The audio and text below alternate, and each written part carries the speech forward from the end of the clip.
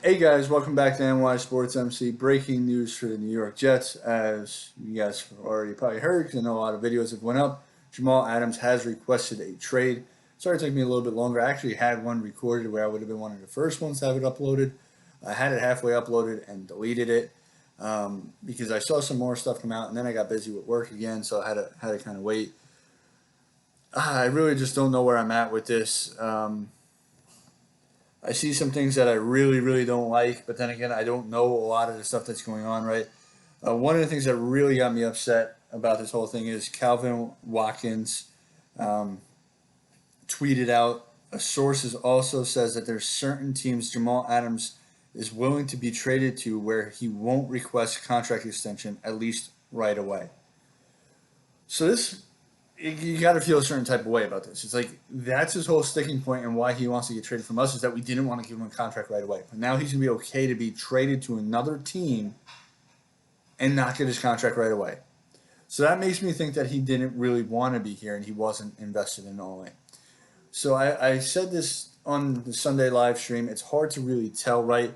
Where Jamal has kind of said that nobody's been telling him anything, and the Jets have kind of said we want him here for the long term. I can understand where Jamal's upset if they're not having that communication with him. But if they're having the communication with him and saying, hey, look, we just need you to hold off to next year, it'll help us with our cap, it'll help us to build this team moving forward, then that's on Jamal. But if Joe Douglas and his front office is not emphasizing that to Jamal or to his team, then it's kind of an issue on Joe Douglas, right? I will never agree with what Jamal did and the way he did it in the media. I don't like doing that in social media, right?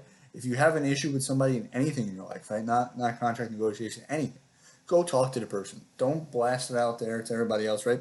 Because your issue's not with everybody, right? Why are you posting to everybody? That's your personal thing between you and your GM and your team and your employer.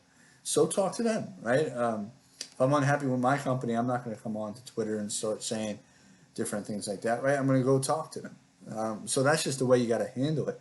So from that perspective, I wish Jamal would have handled it a little bit better because bringing it into the social media doesn't help anything. But again, if we don't know what conversations happened or didn't happen, so that's why it's really hard for us to judge what's going on. But I'm upset, right? I wanted Jamal to be here long term. Obviously, he's a very, very good player, but I was sick and tired of this back and forth.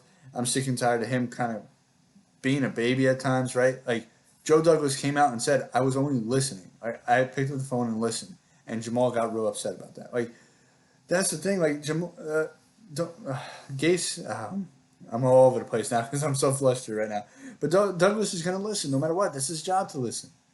It's his job to listen. I've said it before. If he doesn't listen when we're competing and we need to make a trade at the deadline and we need to get that last piece that can push us over the top, what's that GM going to say when Joe picks up the phone and calls him? Oh, no, you didn't want to work with me. Why would I want to work with you? But if the person goes to try to hang up quickly on Joe and Joe goes, hey, look, hey, remember, I listened to you.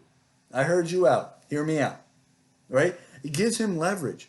So Jamal wants to win, right? So he's got to see that these are things that Joe's doing to build his team up. Like I said, the one spot where I would say Joe maybe made a big mistake is if he was not reaching out and not making clear when they wanted to give him an extension. If he did and Jamal just wasn't happy about it, then see you later, right? But we don't know any of that, so it's hard for us to pick a side here. The only thing I hope is that whatever outcome it is best for the Jets. If we trade him, we can't just give him away, right? Because the thing is, at the end of the day, I don't care if you want to be traded. If I don't get enough value back for you, sit down. You're gonna sit out for 2 years? Go ahead. See what you get paid then.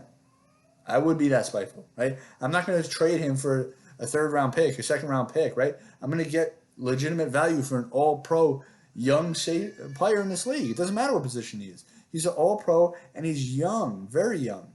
So I'm not giving him up for nothing. I don't care if he requested a trade. I'm going to get enough value to better my team, or you're going to stay and either choose to play or sit at home. And that's it. Let me know what you guys think in the comments below. Oh, real quick before I go, Adam Schefter did just release that there are 7 teams that Jamal Adams is willing to be traded to. The Ravens, the Cowboys, the Texans, the Chiefs, the Eagles, the 49ers, and the Seahawks. I mean, I don't care who you want to get traded to. I'm going to trade you wherever I get the most value. That's it. You have no say in where I trade you.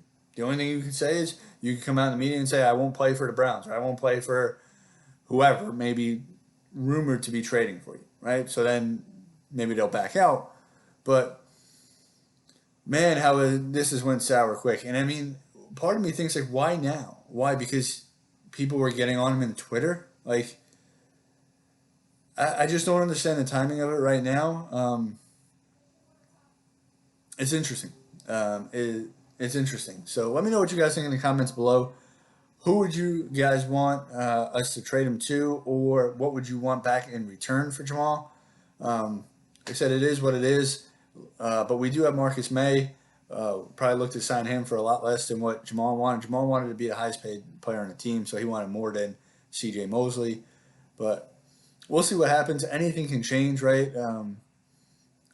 So I have no idea, man. Like I said, we don't know enough to really have a full picture of what's going on, but don't like a lot of things that happen. Don't like Jamal saying that he'll play on his current deal for somebody else, but didn't want to play on that deal for us. Makes me think he never really truly wanted to be here. But let me know what you guys think in the comments below. And as always, Jet up.